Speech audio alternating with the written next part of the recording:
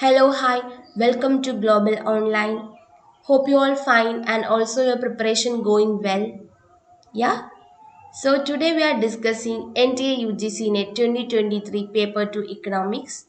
And in this lecture, we discuss an important topic from microeconomics, that is demand analysis. We familiar with the word demand analysis. And also what is demand? Demand is a desire for a consumer to buy a particular product or service at a given point of time at a price, and also the income and related goods also related with the demand. So we discuss what is demand analysis, and before we moving ahead, a quick look at what Global Online offering for you. We provide complete syllabus video lectures, notes, mock tests, and last 10 years solved PYQs. It will really help you to crack your exam in very first attempt, and also we guarantee 100% selection. And those who have interested to join with us, please contact with the given WhatsApp number and get paper 1 complete course free with paper 2. And we move to our session.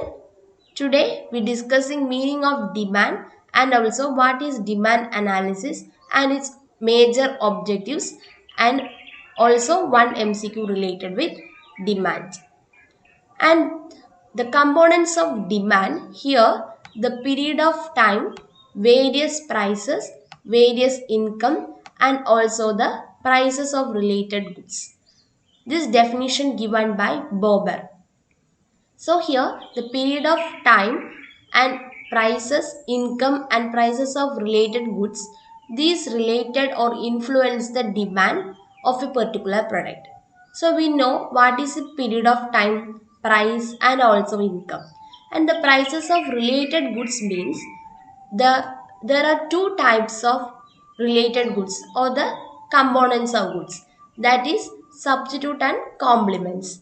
In substitute goods, the demand of one commodity will lead to the demand for other commodity. So the price of one commodity rises or falls, it will influence the demand of other commodity. For example, tea and coffee. The price of coffee increases, it will make the demand of tea high or the demand of tea to rise. So there are a direct relationship between the price of one commodity and the demand of other commodity. Okay, then complementary.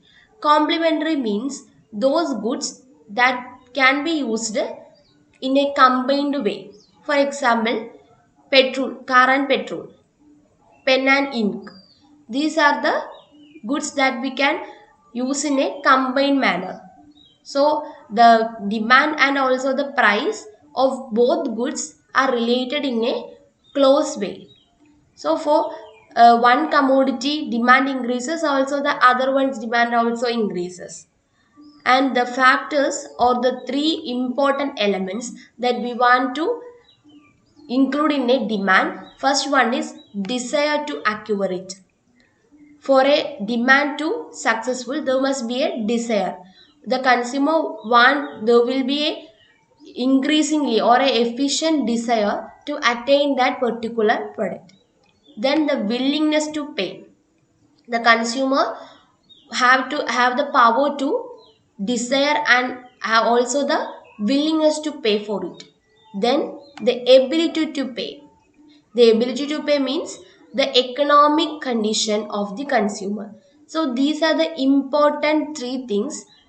Demand equals desire to acquire plus willingness to pay plus ability to pay. Clear? Then objectives of demand analysis.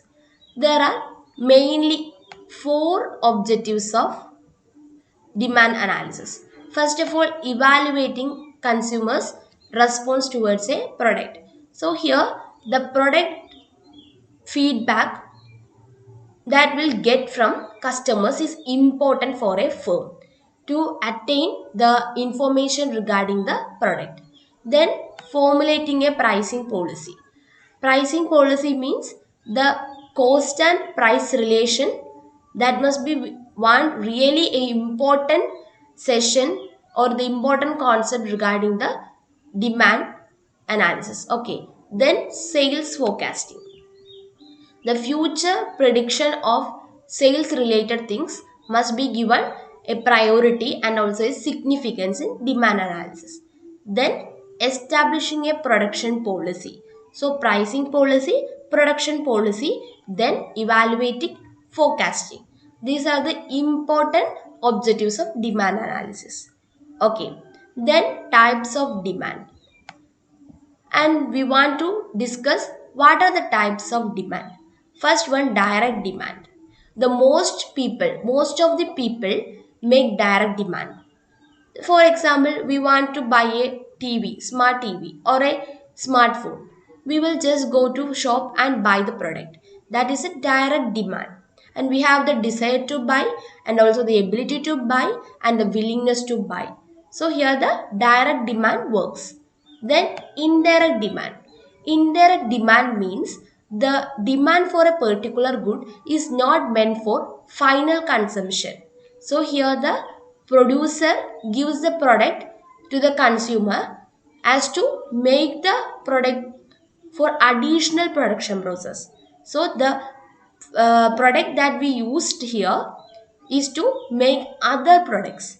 For example, wood is a product, and with using wood we can produce table, chair, desk, etc. So that are the indirect demand. Okay, then joint demand. Joint demand is a correlation between two products. So here we purchase some paints for coloring paints, and that will lead to the buying more canvases, that is for drawing. So here the first product demand leads to the second product demand. For example, that car and petrol and also the pen and ink, etc. These come under joint demand. And composite demand. Composite demand is the demand that used in more than one way. So here the product is not meant for one use. There are number of or millions of uses for a product. That is the product of composite demand.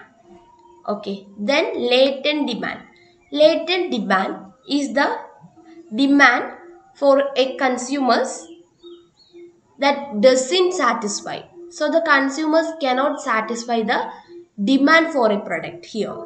And there are mainly three cases for such happening of latent demand. First of all, the consumers not aware of the product and they are not informed of such product, so they do not demand that product.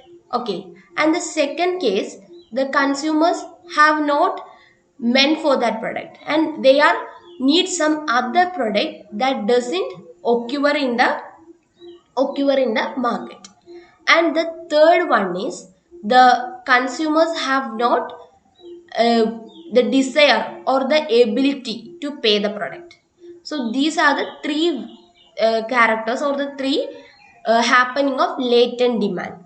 Okay, and then individual demand and market demand. What is an individual demand?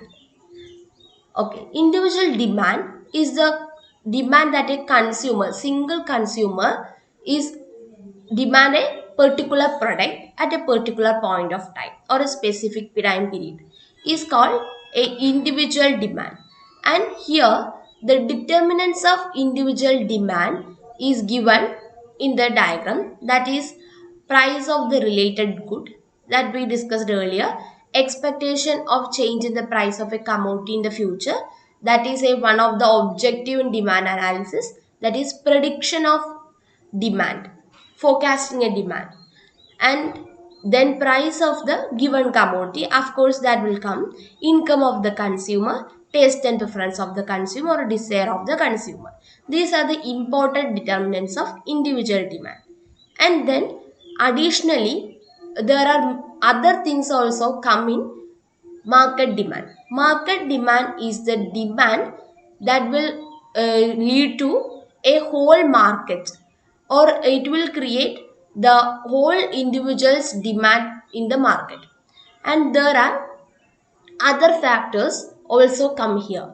Without we here we does not make a single person demand, or the factors affecting a single person's demand.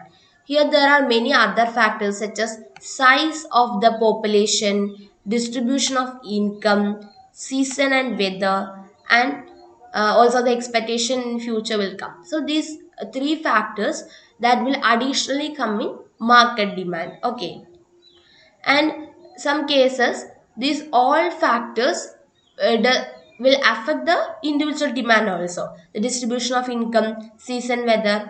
But in market demand these all factors must need. Okay, and then the difference between individual and market demand. First case is meaning. In meaning wise, individual demand is a demand for a particular product by a single customer in a period of time. So here the single customer is taken, and in market demand the demand for all consumers in a market is taken. Okay, so that is a whole aspect and it is a single aspect. Then the law of demand. What is law of demand? Law of demand is the relationship between price and quantity of demand. And here it means that there is a possibility of a product's demand to be higher at a higher price. In law of demand we says when price increases, the demand for that product decreases. Okay, but in individual demand, for some of the consumers, the price become higher and higher. They will still demand that product. Okay, but in case of market demand, the law of demand is active.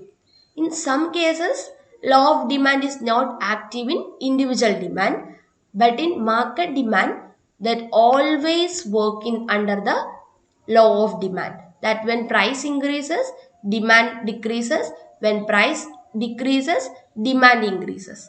Okay, in effect of factors. In all factors that we will discuss the determinants of demand. In individual demand for a product or the demand for a product is not at all affected by all factors. The sum of the factors will affect, but in market demand all factors will affect to occur a demand, market demand. Okay, clear. Then we will move to MCQ. First MCQ. Suppose that the demand for butter is elastic at a current price. If the price of butter increases, the total expenditure on butter by consumers will dash. So here the demand is elastic means when price increases, the demand will increases more than the increase in the price. So here that is given in a diagram. Here price and here quantity. So when the price is here, the quantity is this much, and when price increases, the quantity will decrease that much. So this is elastic demand. This is a demand curve. So when price increase this much, it will causes the demand or the quantity to decrease that much. So this quantity and this quantity is same, and this is the elastic. Sorry, is not same, more than the same, or for this much it will increase more than this increase. Okay, that is elastic. And here the elasticity at the current price will make the price of butter to increase. So that what changes or in what extent the total expenditure will make, that it will remain unchanged or increase or decrease or none of the above. The answer is decrease.